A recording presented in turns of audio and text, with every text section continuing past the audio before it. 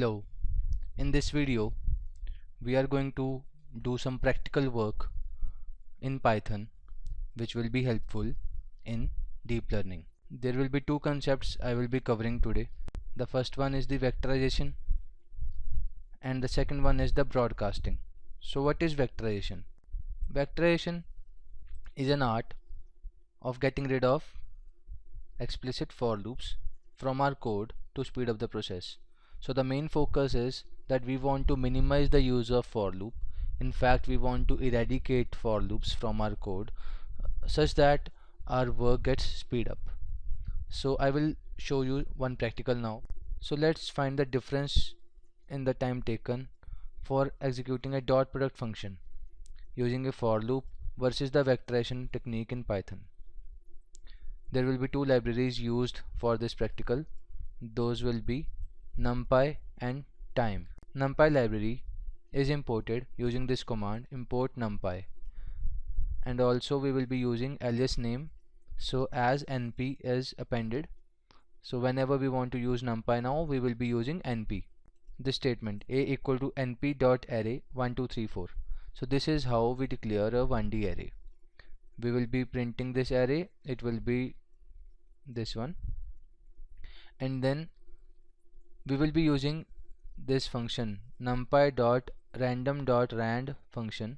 It is a function to generate an array of specified shape with random values. So b equal to np.random.rand5. This means we are generating 5 random values. And when I run this using shift enter, the outputs are a equal to this array and b equal to these values in array. Now we want to calculate the time.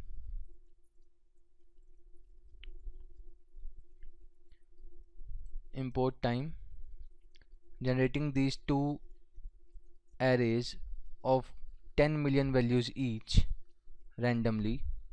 Now we will be doing the dot product. Now we want to compare the time taken by for loop and the vectorization technique. Tick and talk are the two variables being taken to record the time. So time.time function, it returns the time as a floating point number. It is expressed in seconds by default. Because we want to print the time in milliseconds, so we will be multiplying the difference of time with 1000. So this statement c equal to np dot dot a comma b, this is doing the dot product of two arrays a and b, and the time is recorded. Now we want to again record the time for loop. This is a technique using for loop for I in range 10 million. C plus equal to multiplication of each element. So again checking the time, for loop version. So the time taken will be talk minus tick multiply 1000 expressed in milliseconds. So when I run this segment,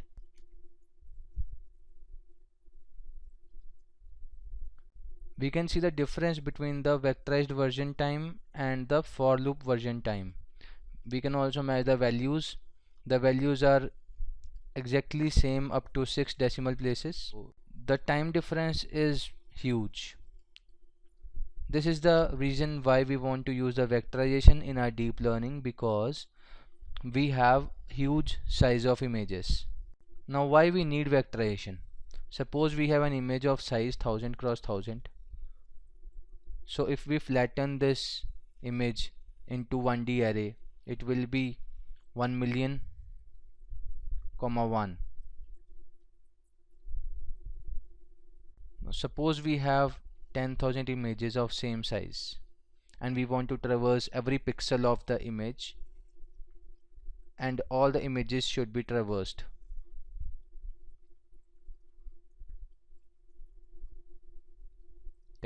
Image. Using the vectorization technique can make this work faster, but using a for loop will be taking a huge toll on our work. See the difference here. This difference is huge, it is nearly 800 times. That's all for vectorization. Let's move on to the broadcasting technique. The term broadcasting refers to how NumPy treats arrays with different dimension during the arithmetic operations and which lead to the certain constraints. The smaller array is broadcast across the larger array so that they have the compatible shapes. Now I have a small example here. Suppose Mr. A and Mrs. B are a couple working in two different organizations. We have their salary data of each month for the financial year 2019 to 2020. We want to calculate the income tax they need to pay, assuming they have each saved rupees 1.5 lakh according to the form 80C. Assumption is tax is to be calculated as 10% of the taxable income and there is no tax up to rupees 5 lakh of income. This is the array of income for Mr. A. This is the array of income for Mrs. B. Now we want to generate a common income array. This income array will hold two 1D arrays. So this is the income of Mr. A, this is the income of Mrs. B, and we are printing this array. So when we print this, these two arrays are printed like this. Let's see what is the total income of both of them. So total income is an array here. So I want to compute the income row wise. So when I want to do the sum row wise, the command will be array name dot sum x is equal to 1. So x is equal to 1 means row wise. If x is equal to 0, then it will be column wise. So print total income. So this is the income of both of them. Now to calculate the payable income tax, the rule is 10% has to be there and 5 lakh rupees are non-taxable. 1.5 lakh exemption is there. So total income minus 5 lakh minus 1.5 lakh. So the tax payable for Mr. A will be 7,000 and tax payable for Mrs. B will be 16,000. Let's find their monthly salary they bring home. So I told you that when x is equal to 1, the sum will be calculated row wise. Now I want to do the sum column wise because I want to generate the sum for monthly salary. So x is equal to 0. So this is the total income of both of them for first month, total income for second month, and so on. I hope that you are clear with how this broadcasting is working. This dot sum function is going over whole of the array based on which direction we want to send it. Now some more examples on broadcasting. Suppose I have made an array a equal to np.array 1 2 3 4. I want to reshape it into 4 rows and 1 column, and I want to do sum of 100 over each value.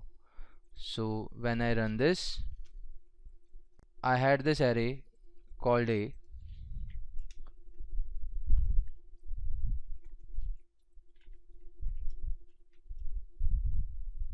and then I have reshaped it and done the summation.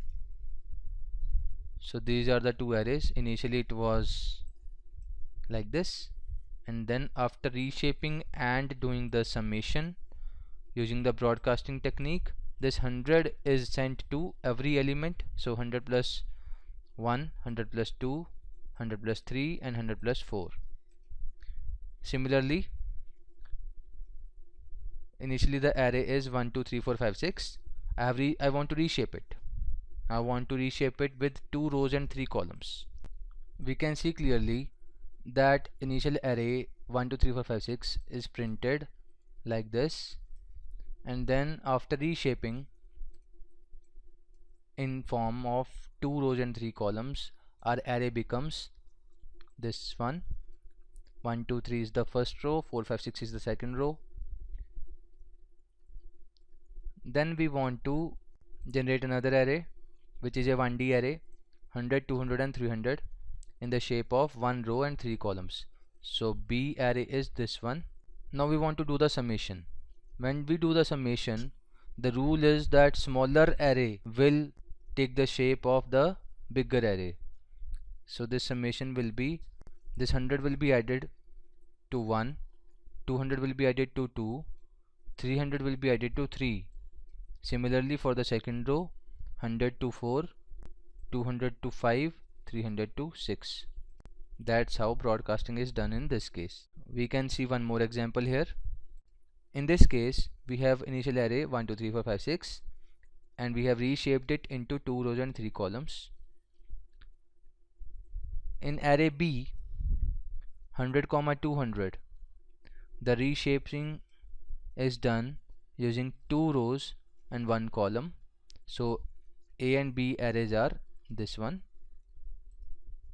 When we do the summation, my 100 will be added to each value of 1, 2 and 3, and my 200 will be added to each value of 4, 5 and 6. So again, the smaller array is taking the shape of the bigger array. I hope vectorization and broadcasting is clear to you now.